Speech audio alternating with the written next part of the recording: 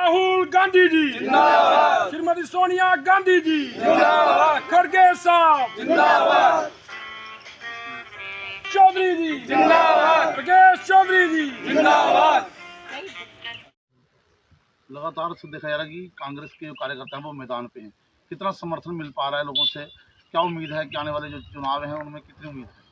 देखिए, आपको समर्थन जो है, जन समर्थन जो है वो देखने को हर जगह मिल रहा है और कांग्रेस इस बार बड़े अच्छे तरीके से परफॉर्म कर रही है, क्योंकि लोगों की उम्मीदें राकेश कुमार जी से बड़ी ज़्यादा उम्मीदें हैं और लोग समझते हैं कि लोगों को ग्राउंड का लीडर चाहिए, मास का लीडर चाहिए, जो लोगों की मुख्य जो मुद्दे हैं जो समझ सके और लोगों की प्रॉब्लम्स को आगे कहीं ना कहीं किसी प्लेटफॉर्म के ऊपर एड्रेस कर सके।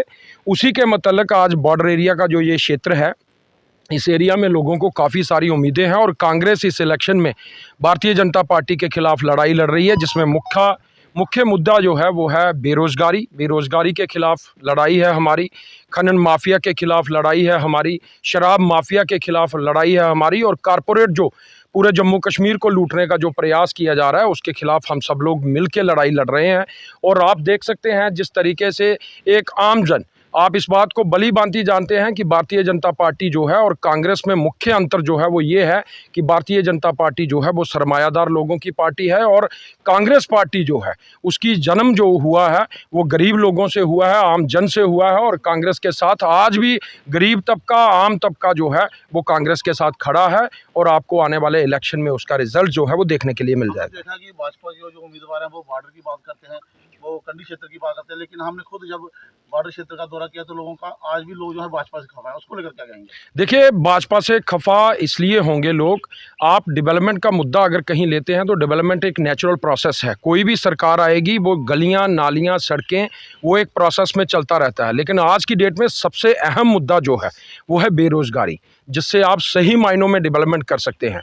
और बेरोजगारी से बॉर्डर क्षेत्र के जो नौजवान हैं, युवा साथी हैं, आज की डेट में वो चिट्टे की तरफ और इन चीज़ों की तरफ भटक रहे हैं, जिससे उनके माँ बाप को चिंता है। और बॉर्डर एरिया का रुझान इस वक्त जो है वो इसी तरफ है कि हमें इस बार चेंज चाहिए और उस चेंज में हमें अपना लोकल कैंडिडेट जो है वो चाहिए, ताकि वो हमारी प्रॉब्लम्स को और इस बॉर्डर के जितने भी इश्यूज़ हैं उनको कहीं ना कहीं किसी बड़ी प्लेटफॉर्म के ऊपर एड्रेस कर सके और इस क्षेत्र में एक विकास जो है, जो बुनियादी विकास जिसको हम कहते हैं कि बेरोज़गारी दूर होनी चाहिए, क्योंकि बेरोज़गारी दूर होगी तो आप कह सकते हैं कि सही मायने में उस क्षेत्र की डेवलपमेंट हो सकती है। जहां रोज़गार होगा, जहां रोज़गार नहीं होगा वहां आप कदा भी उम्मीद नहीं कर सकते कि उस क्षेत्र का कोई एरिया जो है वो डेवलप कर सके। लगातार भाजपा एक बात कह रही है कि बेटियों का हक जो दिया जाता है 370 को तोड़कर, वो कांग्रेस नहीं चाहती कि बेटियों को उनका हक मिले। देखिए, हम भारतीय जनता पार्टी का ये जो एक तरीका है, एक मैनिपुलेशन का तरीका है, भारतीय जनता पार्टी 370 के खिलाफ हम कभी भी नहीं थे। हम 370 के खिलाफ इतना कहना चाहते हैं कि हमारा रोज़गार जो है वो जम्मू कश्मीर के लोगों के लिए सुरक्षित रहना चाहिए। जम्मू कश्मीर के अंदर जो ज़मीन है वो बाहर के लोगों को खरीदने की परमिशन नहीं मिलनी चाहिए। आपको जीता जागता सबूत मैं देना चाहता हूं, आज की डेट में 370 के बाद कश्मीर के अंदर उधमपुर से आगे आपको कोई इंडस्ट्रियलिस्ट जाता हुआ नहीं दिखा। किसी इंडस्ट्रियलिस्ट ने उधमपुर से आगे जगह ज़मीन नहीं खरीदी है, लेकिन आप मरीन एरिया में देख सकते हैं जिसको रेड जोन के लिए डिक्लेयर किया गया एडमिनिस्ट्रेशन के द्वारा, और आज लगभग 1000 कनाल के करीब ज़मीन जो है वो इन लोगों ने, बाहर के लोगों ने, गुजरात के लोगों ने, राजस्थान के लोगों ने यहाँ पर खरीदी है, जिससे आने वाले समय में हमारे लोगों को ज़मीनें कम पड़ेंगी, रोज़गार कम मिलेगा। और उसी के मतलब हम ये कहना चाहते हैं, हम किसी के हक के खिलाफ नहीं हैं। हम ये चाहते हैं कि हमारे जो हक थे, जो हैं, जो महाराजा की तरफ से हमें दिए गए थे, महाराजा हरि सिंह की तरफ से हमें दिए गए थे, वो हक जो हैं वो हमारे महफूज रहने चाहिए। हमारे ज़मीनों के हक, हमारी नौकरियों के हक, ये हक जो थे ये हमारा अधिकार है और ये अधिकार हमें वापस मिलना चाहिए। भाजपा ये भी आरोप लगा रही है कि अगर अपने स्टेट में एनसी और कांग्रेस की सरकार आती है तो सबसे पहले ये पत्थरबाजों को और आतंकवादी को बढ़ावा मिलेगा। देखिए, आप भारतीय जनता पार्टी के पुराने जो 2.5 साल का उनका टेन्योर रहा है, कांग्रेस ने फिर 17 सीटें लेकर जम्मू कश्मीर में जम्मू प्रोविंस का मुख्यमंत्री दिया गुलाम नबी आज़ाद के रूप में। आप मुझे बताइए, भारतीय जनता पार्टी को 25 सीटें जम्मू प्रोविंस ने दी थी, इन्होंने 25 की 25 उठा के नेशनल कॉन्फ्रेंस को ये कहते हैं, ये नेशनल कॉन्फ्रेंस के पीछे 1 साल घूमे हैं कि हमारे साथ अलायंस करिए। ये अलग बात है, उन्होंने अलायंस नहीं किया, ये पीडीपी के साथ सरकार बना चुके हैं। ये हमें देशभक्त होने का सर्टिफिकेट ना दें, हमारे पास बहुत कुछ है साबित करने के लिए कि हम देशभक्त हैं, थे और रहेंगे। और ये भारतीय जनता पार्टी का एक चेहरा है।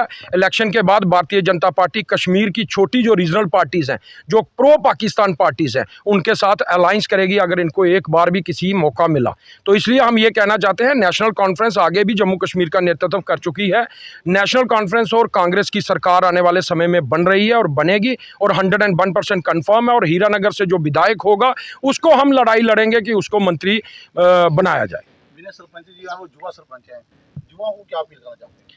युवाओं को सिर्फ ये अपील करना चाहता हूं कि इलेक्शन का समय है, इस इलेक्शन के समय में दूसरी पार्टी जो है उसके पास पिछले 15 साल से एक ही हथियार है, हिंदू मुसलमान करने का। तो हम आप युवाओं को ये अपील करना चाहते हैं कि युवाओं को इस बार अपने ठंडे दिमाग से रोज़गार की तरफ ध्यान देना चाहिए कि बेरोज़गारी किस तरीके से दूर होगी। और जो इस एरिया में, इस क्षेत्र में, बॉर्डर क्षेत्र में जिस प्रकार से चिट्टे का नशा बढ़ रहा है, जिस प्रकार से इन चीज़ों की जो स्मगलिंग की एक्टिविटीज़ बढ़ रही हैं, वो सब एक्टिविटीज़ का मुख्य कारण जो है वो सिर्फ़ और सिर्फ बेरोज़गारी है। क्योंकि जब किसी युवा को काम करने के लिए नहीं मिलता तो वो उसका दूसरा रास्ता अपनाता है। तो युवाओं को यही संदेश है आपके माध्यम से कि इस बार आप जो वोट करें, वो वोट सिर्फ़ और सिर्फ आप ये सोचकर करें कि पिछले 10 साल से भारतीय जनता पार्टी जम्मू कश्मीर के अंदर इनडायरेक्टली शासन कर रही है लेफ्टिनेंट गवर्नर की वजह से, और लेफ्टिनेंट गवर्नर पिछले 10 साल से जम्मू कश्मीर को चला रहा है सेंटर की डायरेक्शन से। तो हम ये कहना चाहते हैं कि अगर ये 10 सालों में आपको रोज़गार नहीं दे पाए तो आप इसकी गारंटी कैसे मान सकते हैं कि ये आने वाले समय में आपको रोज़गार देंगे। आप हमारे साथ इस बार कांग्रेस की सपोर्ट करिए, हमारा वायदा है आपके साथ कि हम रोज़गार जो है वो लेकर जम्मू कश्मीर में आएंगे। सरकार आ जाती है तो आप कैसा करेंगे? देखिए, हमारा मुख्य जो इशू है, हमारा मैनिफेस्टो जो है, भारतीय जनता पार्टी ने मैनिफेस्टो जो बनाया वो दिल्ली में बैठकर बनाया, और कांग्रेस पार्टी ने जो मैनिफेस्टो बनाया वो लोगों के बीच में घूम के बनाया है।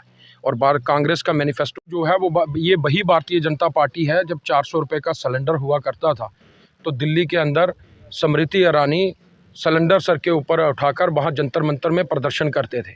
आज सिलेंडर जो है वो लगभग 1000 रुपये के करीब है। और जिस उज्ज्वला योजना का ये प्रचार करते हैं, उस उज्ज्वला योजना के तहत सिर्फ एक सिलेंडर वो गरीब इंसान अपने घर में इस्तेमाल कर सका। उसके बाद उसकी हिम्मत नहीं हुई कि वो 1000 रुपये का सिलेंडर जो है वो भरवाए।